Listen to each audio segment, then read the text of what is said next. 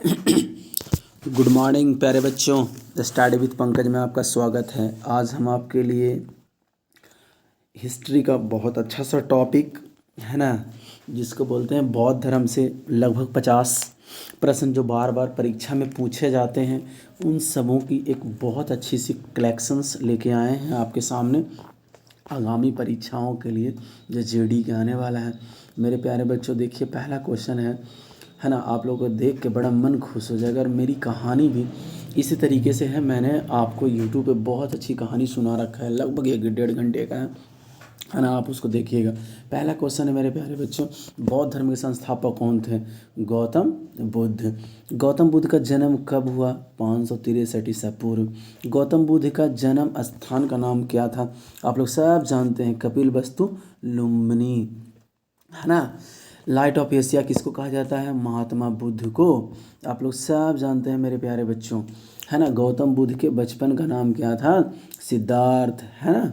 गौतम बुद्ध के पिता का नाम क्या था? सुद्धोधन जी महाराज, है ना। इनकी माता जिनसे यह जन्म ली, है ना, ये जन्म वाली माता है मेरे प्यारे बच्चों, महामाया।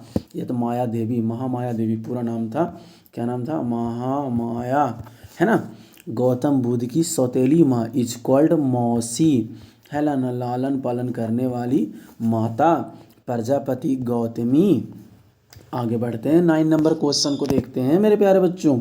महात्मा बुद्ध की पत्नी का नाम क्या था? यशोधरा, है ना, जो कोलिय गणराज की राजकुमारी थी, है ना। 10 में आइए, गौतम बुद्ध के पुत्र का नाम क्या था? राहुल, है ना। नए विपत्तियों को आना राहुल। अगला है मेरे प्यारे बच्चों, गौतम बुद्ध के सारथी का नाम क्या था? चन्ना या छंद या चन्ना, ये दोनों नाम इसके थे, है ना। आगे लिखते हैं मेरे प्यारे बच्चों, क्वेश्चन है कि गौतम बुद्ध कितने वर्ष की अवस्था में गृह त्याग कर खोज के लिए निकल गए? याद कीजिए, 29वां बरस वो, है ना। और यहाँ पे एक नर्तकी थी, याद होगा, घोड़ा का नाम क्या था? ये कमेंट्स बॉक्स में आपको लिखना है ना। जो जो हमसे पढ़ा है, जो जो मेरे वीडियोस देखा, उसको पता होगा। 13 नंबर क्वेश्चन है मेरे प्यारे बच्चों, लिखा हुआ है ना, कि सिद्धार्थ को गृह छोड़ने की घटना का क्या था? क्या कहते हैं? महाविनिष्क्रमण। अगर बच्चे प्रतीक पूछ दे तो इसका आंसर आ जाएगा घोड़ा।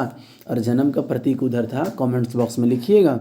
बुद्ध ने अपना प्रथम गुरु अलार कलाम और दूसरा गुरु रुद्रक को बनाया, है ना। देखिए, बुद्ध ने अपने प्रथम गुरु से शिक्षा ली संख्या दर्शन को, और दूसरे गुरु देखिए किसको बनाया? रुद्रक को बनाया, है ना। उरुबेला में कितने ब्राह्मणों की शिक्षा दी है? 5 जो इनके दोस्त थे, इस प्रकार से 5 हैं। कौंडिन्य, बप्पा भवदीय, है ना, आहन, असगासी और महानाभ, है ना। नेक्स्ट क्वेश्चन है ना, यही, ये थोड़ा रिवीजन हो गया है, कोई बात नहीं, आप समझ सकते हैं। 19वां है कि 35 बरस की अवस्था में बिना अन्न जल के लिए आधुनिक बोधगया के निरंजना नदी, जिसको फाल्गु नदी कहते हैं, पीपल वृक्ष के नीचे कितने वर्ष तक कठिन तपस्या की? 6 वर्ष तक, है ना। यहाँ की भी कहानी आपको याद है ना, सुजाता वाली कहानी आपको याद रखना मेरे प्यारे बच्चों, है ना, याद करना।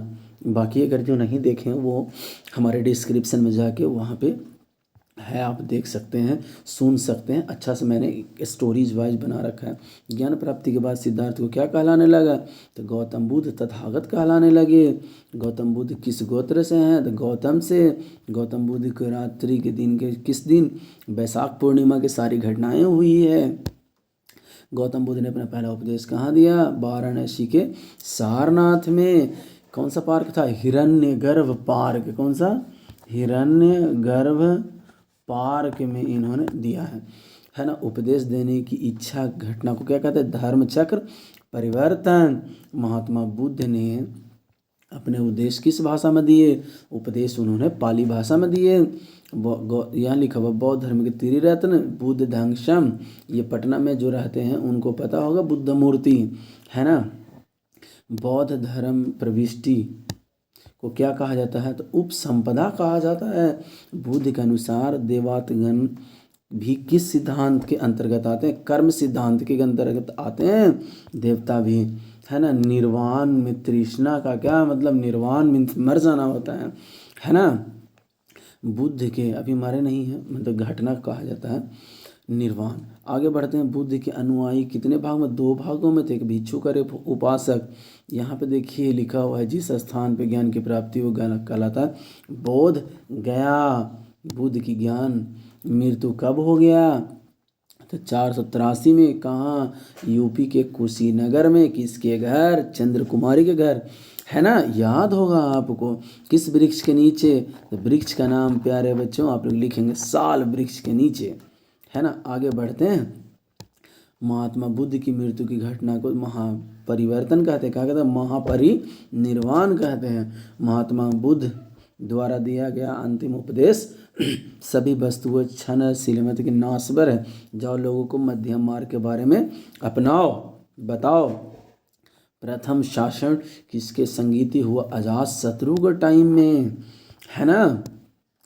तृतीय कहाँ हुआ? पाटलिपुत्र अशोक के टाइम में। तृतीय, है ना, हो गया। अब देखिए यहाँ पे हो गया तृतीय संगीति पाटलिपुत्र हो गया। गौतम बुद्ध की सबसे प्रिय और आत्मीय शिष्य कौन था? आनंद। और इसके साथ साथ उपाली, है ना, आनंद और उपाली बुद्ध की छाया कहलाता है उसको। बुद्ध बौद्ध धर्म में अपनाने वाली प्रथम महिला कौन थी? उनकी माता यानी मौसी प्रजापति गौतमी। भारत को किसने फैलाया? राजा अशोक ने। अशोक का एक पुत्र था, उसका नाम था महेंद्र वर्मन। दूसरा उसकी एक पुत्री थी, उसका नाम था संघमित्रा, है ना। ये जो महेंद्र है ये महेंद्रू घाट पटना से गया था, इसलिए उस घाट का नाम महेंद्रू घाट, RRB महेंद्रू घाट।